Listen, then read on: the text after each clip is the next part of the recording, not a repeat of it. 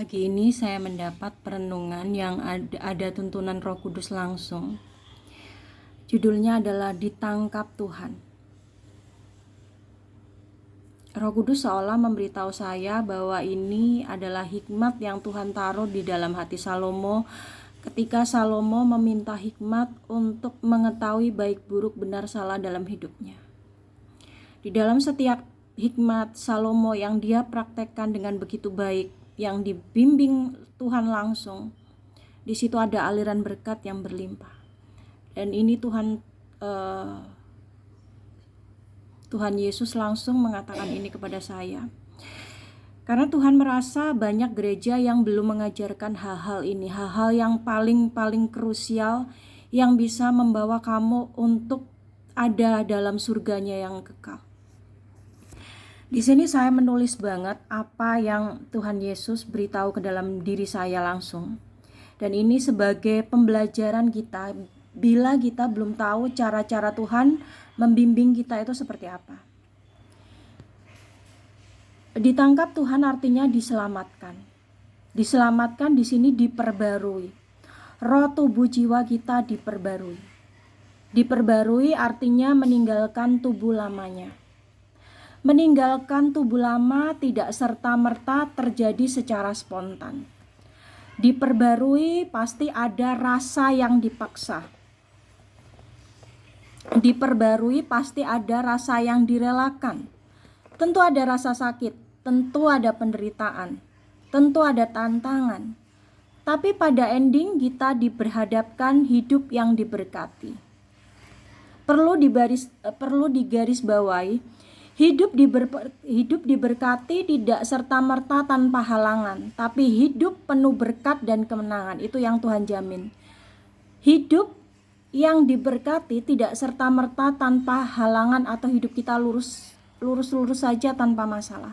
Tapi hidup yang diberkati adalah hidup yang penuh kemenangan. Kemenangan menghadapi masalah. Doanya selalu didengar Tuhan. Doa didengar Tuhan bukan berarti setiap doa langsung dijawab Tuhan. Tapi hidup kita selalu ada penyertaan Tuhan. Sedikit saja kita tergelincir, Tuhan akan menyelaraskan. Ada sedikit cambuk, Tuhan akan mencambuk kita. Tapi bukan melukai. Tujuannya untuk menyadarkan agar jalan kita selaras ada dalam tuntunan Tuhan. Tapi satu hal, Tuhan menjamin kita setelah mati ada di dalam surganya yang kekal. Bukan kita memilih Tuhan, tapi Tuhanlah yang memilih kita. Berbahagialah bagi engkau yang dipilih Tuhan. Hidupmu benar-benar ada dalam didikan tangan Tuhan langsung. Lalu apa yang terjadi ketika hidup kita dipilih sebagai yang terpilih dalam jalurnya Tuhan? Tentu ada hikmat. Sebagaimana Tuhan memberikan hikmat pada Salomo untuk membedakan baik dan buruk, benar salah. Di dalam hikmat terkandung kekayaan-kekayaan yang sepenuhnya diberkati oleh Tuhan dari surganya langsung. Jadi Tuhan meminta kita. Jadi ketika kamu dipilih Tuhan, jangan menyerah selagi Tuhan membimbing kita. Cara Tuhan membimbing kita memang sedikit agak menyakitkan. Tapi di balik rasa sakit itu, tujuan Tuhan hanya satu, untuk menyamakan langkah. Bahkan tujuan hidup kita dengan kakinya Tuhan. Kaki kita akan sedikit dipaksa menurut jalan yang Tuhan kehendaki.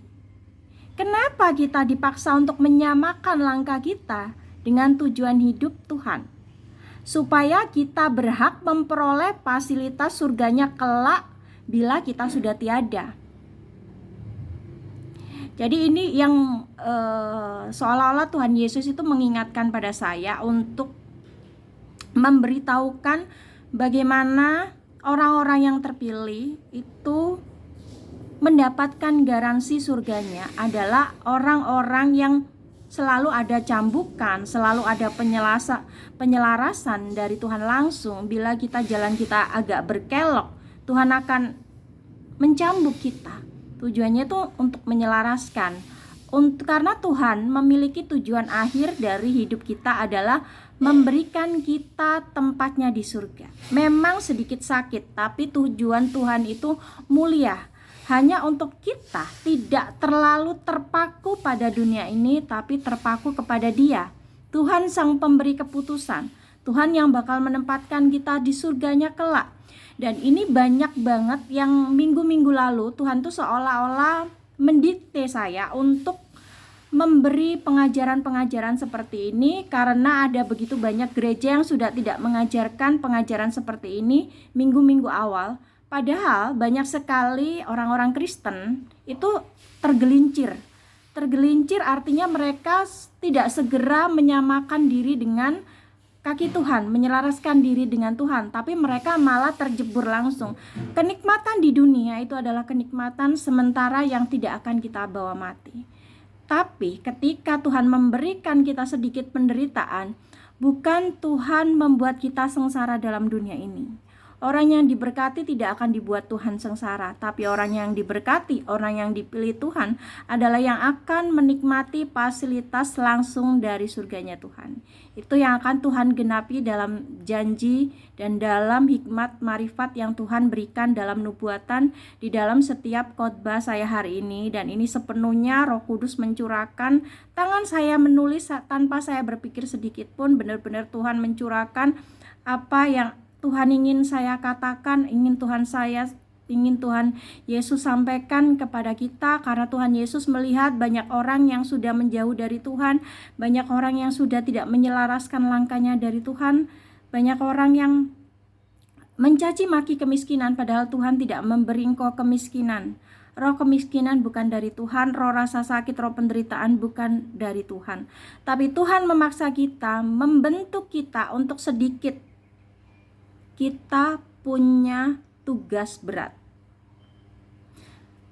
Ketika roh kita lemah, kita harus punya power dalam puasa dan doa, untuk kita semakin dekat, untuk kita semakin mengerti rencana Tuhan atas hidup kita, atas tujuan Tuhan menciptakan kita ada di dunia ini. Minta tuntunan Tuhan, minta Roh Kudus menyertai setiap langkah kita, agar langkah kita dibenarkan oleh Tuhan, agar langkah kita itu ada dalam jalan-jalannya Tuhan, biar ketika kita nanti sudah tiada di dunia ini, kita tidak mengalami penyesalan, tapi kita melihat kuasa Tuhan yang bekerja dalam hidup kita secara selaras. Tidak ada penderitaan yang akan membawa kita dalam jurang neraka, tapi penderitaan itu yang akan mencambuk kita, sedikit sakitnya, tapi itu yang akan mengantarkan kita dalam surganya yang kekal. Itu janji Tuhan yang ingin saya sampaikan kepada kalian semua, untuk kalian mengetahui bahwa ditangkap Tuhan itu artinya diselamatkan dan diperbarui. Berbahagialah bagi engkau yang dipilih Tuhan, karena setiap jalanmu yang serong, engkau akan sedikit dicambuk untuk diluruskan, untuk menerima janji Tuhan, yaitu menerima kerajaannya yang kekal di dalam surganya yang baka. Dan kita percaya bahwa Tuhan punya rencana yang indah untuk kita semua, kepada kita yang menurut dan kepada kita yang setia dan patuh terhadap didikan tangan Tuhan langsung. Percayalah bahwa semua umat pilihan Tuhan adalah umat yang diberkati, umat yang diberikan kemenangan untuk mengatasi masalah, kemenangan untuk mengatasi rasa sakit. Dan percayalah bahwa rasa sakitmu tidak serta-merta akan membuat engkau mati, sebagaimana Lazarus akan dibangkitkan dari kematiannya. Seperti itulah ending dari kehidupan orang-orang yang taat dan setia kepada Tuhan. Tidak selamanya Tuhan menghadirkan penderitaan dalam hidup kita, tapi Tuhan sedang mencobai kita untuk mengetahui isi hati kita, untuk mengetahui apakah kita layak untuk menjadi umat yang dipilihnya. Dan Tuhan berkata, berbahagialah engkau yang dipilih. Aku memilih engkau, bukan engkau yang memilih aku.